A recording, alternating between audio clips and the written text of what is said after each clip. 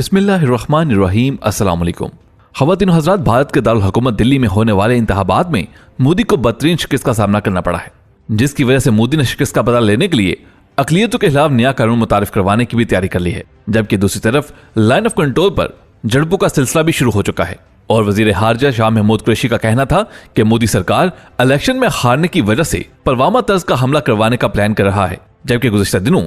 वज़ीर-ए-आज़म इमरान खान की DGISI से मुलाकात हुई है, जिसमें अहम तरीन फैसले हुए हैं। ये सारी सूरत हाल किस तरफ जा रही है और पाकिस्तान ने इस हवाले से क्या प्लानिंग कर रखी है? क्या मोदी अपनी हार का बदला पाकिस्तान से लेगा या फिर भारत में मुकीम मुसलमानों पर मजीद जुल्म सतम के पहाड़ तोड़े जाने का इम्कान है? ख़वातीन हज़रात, मुखबर आपको मुकम्मल तफसील से आगाह करेगा, लेकिन उससे पहले अगर आपने अभी तक हमारे चैनल मुखबर टीवी को सब्सक्राइब नहीं किया तो सब्सक्राइब करके साथ लगी घंटी को भी दबा दें, ताकि आपको हमारी आने वाली हर वीडियो की नोटिफिकेशन बाकायदगी के साथ मिलती रहे। मुखबर टीवी के मौजूद सामीन, गुज़िश्ता दिनों दिल्ली में होने वाले इंतखाबात जिसे बीजेपी इंडिया और पाकिस्तान का मार्का करार दे रही थी, और इन इलेक्शन के हवाले से खबर ये आई है कि गुज़िश्ता रोज दिल्ली की राष्ट्रीय इलेक्शन का गैर हतमी नतीजा सामने आया, जिससे वाज़ेह हो गया कि मोदी को भारतीय अवाम ने रद्द कर दिया है। बीजेपी को दारुल हुकूमत से ही बदतरीन शिकस्त का सामना है। इन इलेक्शंस ने मोदी की असलियत वाज़ेह कर दी है। इतलात के मुताबिक भारत की आम आदमी पार्टी ने मैदान मार दिया है। 70 में से 52 सीटें आम आदमी पार्टी ने जीतकर तारीख रकम करने का इशारा दे दिया है।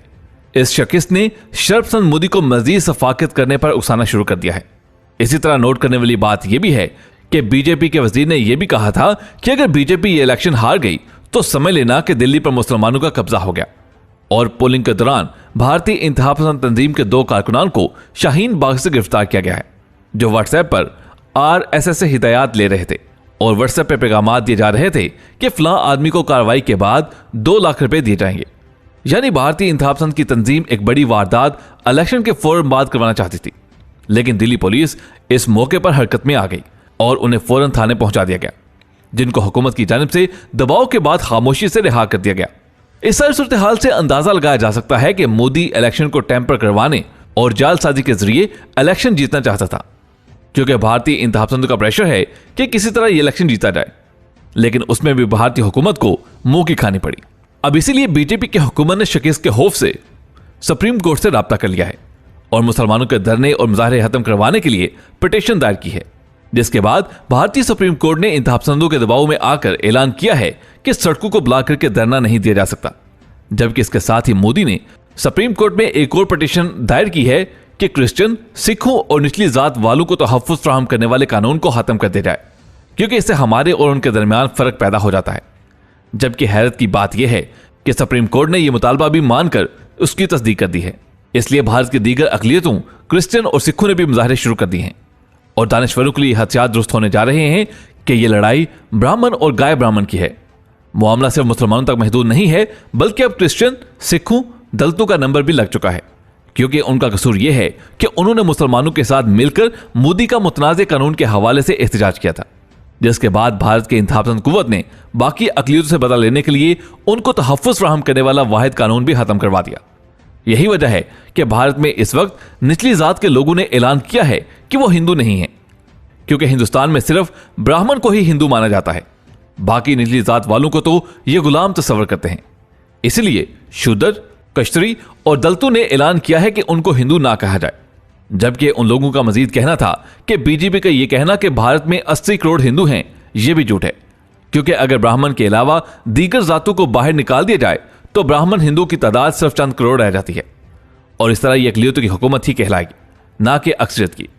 और ब्राह्मणों की यह अक़लियती हुकूमत हम पर जबरदस्ती मुसल्लत हो चुकी है। अब हमारी जिम्मेदारी है कि हम सब मिलकर इस अक़लियती हुकूमत के खिलाफ खड़े हो जाएं और हिंदुत्व एजेंडे का जो बहाना बनाकर ब्राह्मणों को हम पर मुसल्लत किया जा रहा है, हम इसके खिलाफ हैं। ख़वातीन हज़रात, ये वो सोच है जिससे मोदी अब सख्त परेशान हो चुका है, इसलिए उसने दलितों से बदला लेने के लिए उनका स्पेशल कानून भी खत्म करवा दिया है। जबकि दूसरी तरफ भारत की जानिब से लाइन ऑफ कंट्रोल पर इसराइली इस्लाह पर स्पाइक्स मिसाइल नस्ब किए जाने के बाद पाकिस्तान ने भी स्ट्रैटेजिक मिसाइल को तैनात करने का फैसला कर लिया है, जिसमें एक मिसाइल के बदले अब 3 मिसाइल दुश्मन पर दागे जाएंगे। और गुज़िश्ता दिनों वज़ीर-ए-आज़म इमरान खान से DGISI और फौजी अहदेदारों की मुलाकातें भी हुई हैं, जबकि आर्मी चीफ जनरल कमर बाजवा की सरबराही में कोर कमांडर कॉन्फ्रेंस की अहम मीटिंग भी हुई, जिसके बाद लाइन ऑफ कंट्रोल पर कशीदा होती सूरत हाल पर अहम तरीन फैसले लिए जा रहे हैं। और इसी असना में खुफिया इदारों की जानिब से यह भी रिपोर्ट हुकूमत को दी गई है कि मुल्क में बढ़ती हुई महंगाई और माफिया की जानिब से प्लानिंग के तहत हुकूमत को बदनाम करने की कोशिश की जा रही है। जब तक माफिया की सरपरस्ती करने वाले ब्यूरोक्रेट्स और सरकारी अफसरान को उनके ओहदे से नहीं हटाया जाता, ये मामला नहीं संभलेंगे। जिसके बाद इमरान खान ने महंगाई के जिम्मेदारों का तयन करने और उनको ओहदों से बर्खास्त करने का ऐलान किया है और एक पूरी फहरिस्त तैयार की जा रही है जिसमें वज़रा से लेकर ब्यूरोक्रेट्स तक शामिल हैं और उन्हें किसी भी वक्त न सिर्फ ओहदे से हटाया जा सकता है बल्कि उनके खिलाफ कड़ी सजाओं का इनेकाद भी किया जा सकता है। इस सिलसिले में सबसे पहले रेप के केसेस से आगाज किया जा रहा है जिसमें इस्लामी सजाओं की बातें भी अब जेर गौर आ रही हैं। लेकिन फवाद चौधरी और पीपल्स पार्टी जैसे कुछ अनासर और लिबरल्स माफिया इस्लामी सजाओं के खिलाफ प्रोपेगेंडा कर रहे हैं। अब वक्त आ गया है कि पाकिस्तान के इस फजूदा कानून को तब्दील किया जाए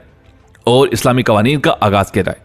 क्योंकि अल्लाह ताला का फरमान है कि और तुम लोगों के लिए कसास की सजाओं में जिंदगी है। यानी अगर एक शख्स को कत्ल की सजा दी जाती है तो यह दर हकीकत सैकड़ों लोगों को कत्ल से बचाने के मुतरादिफ है,